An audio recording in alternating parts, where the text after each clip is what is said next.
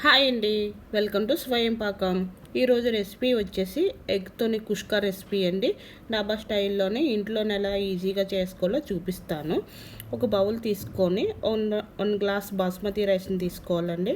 అలాగే half glass మన ఇంట్లో వండుకున్న సోనా మసూరి రైస్ తీసుకొని రెండు మిక్స్ చేసుకొని 4 సార్లు కడుక్కొని రైస్ మునిగినంత వరకు వాటర్ పోసుకొని ఒక అరగంట పాటు నానబెట్టుకోవాలండి. అలాగే స్టవ్ మీద ఒక ప్యాన్ పెట్టుకొని 1 టేబుల్ స్పూన్ ఆయిల్ యాడ్ చేసుకోవాలండి. ఆయిల్ వేసుకున్నాక 1 ఇంచు చెక్క, 2 లవంగాలు, 1 ఇలాచీ వేసుకొని ఒక 30 సెకండ్స్ ఫ్రై చేసుకోవాలండి.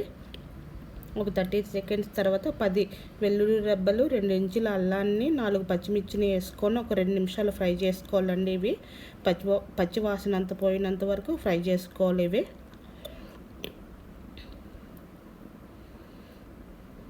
ఒక 2 మినిట్స్ తర్వాత ఒక మీడియం సైజ్ ఆనియన్ని చిలుకగా కట్ చేసుకుని వేసుకోవాలండి.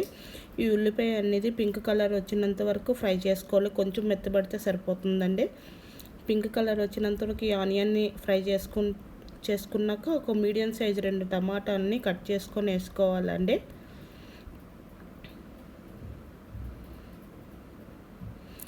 ఈ టమాటాలు వేసుకొని ఒకసారి బాగా మిక్స్ చేసుకొని, ఈ టమాటా అనేది కొంచెం సాఫ్ట్ అయితే సరిపోతుందండి. ఓవర్ కుక్ అవ్వనవసరం లేదు. ఈ టమాటా కొంచెం మెత్తపడినంత వరకు ఫ్రై చేసుకోవాలండి. ఇదిగోండి, ఈ విధంగా టమాటా మెత్తపడింది కదండి. ఇప్పుడు స్టవ్ ఆఫ్ చేసుకొని ఈ మసాలాని మిక్సీ పట్టించుకొని ఉంచుకోవాలండి. ఇవి చల్లారినాక ఇప్పుడు స్టవ్ మీద కుక్కర్ని పెట్టుకోవాలండి. కుక్కర్లో 1 tablespoon oil, 1 tablespoon గీని యాడ్ చేసుకోవాలండి. ఈ నెయ్యి కరిగినాక 1 ఇంచు చెక్క వేసుకోవాలండి. అలాగే 3 లవంగాలు, 2 ఇలాచి, 1 స్టార్ అనీసా, 2 బిర్యానీ ఆకులు వేసుకొని 1 నిమిషం పాటు ఫ్రై చేసుకోవాలండి.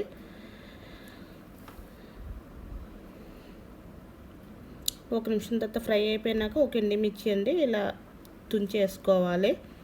ఫ్లేవర్ బాగుంటుందండి, మిర్చి ఫ్లేవరు. అలాగే 2 పచ్చిమిర్చి కట్ చేసుకుని వేసుకోవాలి. ఒక మీడియం సైజ్ ఆనియన్ అండి ఇలాగా చిలుకలుగా కట్ చేసుకొని ఈ ఆనియన్ అనేది గోల్డెన్ బ్రౌన్ వచ్చినంత వరకు ఫ్రై చేసుకోవాలండి.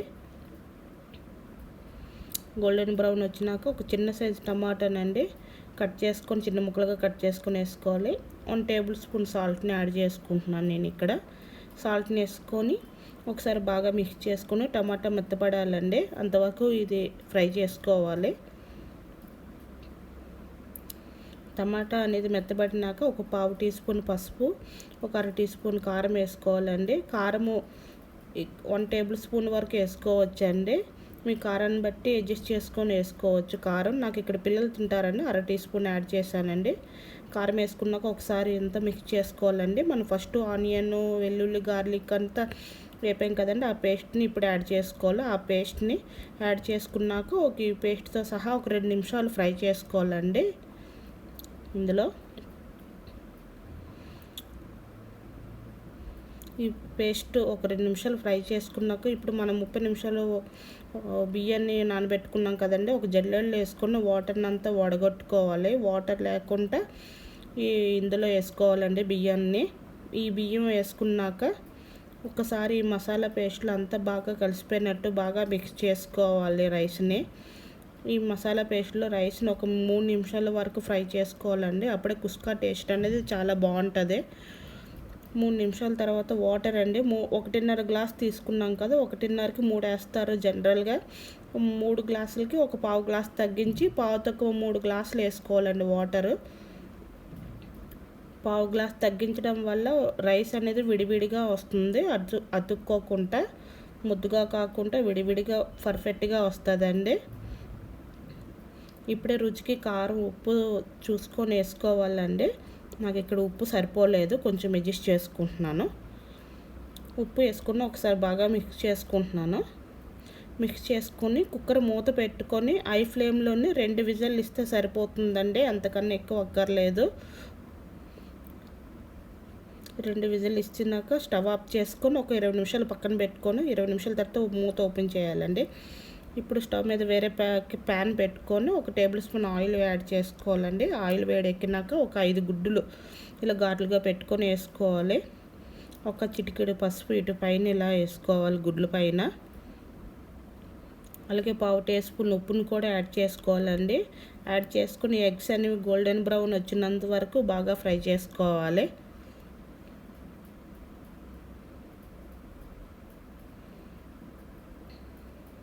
ఇదిగోండి గోల్డెన్ బ్రౌన్ వచ్చేసినాయి కదా. ఇంకా ఎగ్స్ తీసే ముందు ఒక పావు టీ స్పూన్ కారాన్ని యాడ్ చేసుకుని ఒక 30 సెకండ్స్ కలుపుతూ బాగా మిక్స్ చేసుకుంటూ ఫ్రై చేసుకుంటూ ఈ ఎగ్స్ని తీసేయాలండి. వేరే ప్లేట్లోకి సపరేట్ చేసుకోవాలి ప్యాన్ నుంచి. ఈ కారం అనేది ఒక 30 సెకండ్స్ బాగా ఫ్రై చేసుకుంటే కారము గుడ్లకు బాగా పట్టుకుంటుందండి. ఇప్పుడు స్టవ్ ఆఫ్ చేసుకొని ఎగ్స్ అనేవి వేరే ప్లేట్లో తీసుకోవాలండి. ఒక 20 నిమిషాల తర్వాత ఇప్పుడు కుక్కర్ లిడ్ని ఓపెన్ చేసుకుని చూద్దామండి. ప్రెషర్ అంతా పోయి ఉంటుంది మనకి. ప్రెషర్ పోయిందండి. చూడండి ఇక్కడ రైస్ అంత చక్కగా పర్ఫెక్ట్గా ఉడికింది. విడివిడిగా ఉడికిందండి. బాగా ఉడికింది. అడుగు కూడా ఏమి అంటుకోలేదు. చాలా పర్ఫెక్ట్గా ఉడికిందండి. ఒక పావు గ్లాసు నీరు తగ్గించుకోవడం వల్ల రైస్ అనేది బాగా ఉడికిందండి. ఇప్పుడు ఇందులోనే గుడ్లు యాడ్ చేసుకోవాలండి.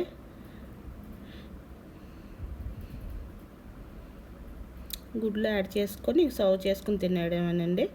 ఇంకా రాయితో కూడా అవసరం లేదండి. ఇలానే కుష్కా ఇలానే తినేయవచ్చండి. అంత టేస్ట్ ఉంటుంది. మీరు కూడా ట్రై చేయండి. మీకు కూడా ఎలా కుదిరిందో నా కామెంట్ సెక్షన్లో తెలియజేయండి. ఈ రెసిపీ మీకు నచ్చినట్టయితే లైక్ చేయండి, షేర్ చేయండి, నా ఛానల్ని సబ్స్క్రైబ్ చేసుకోండి. Thank you for watching.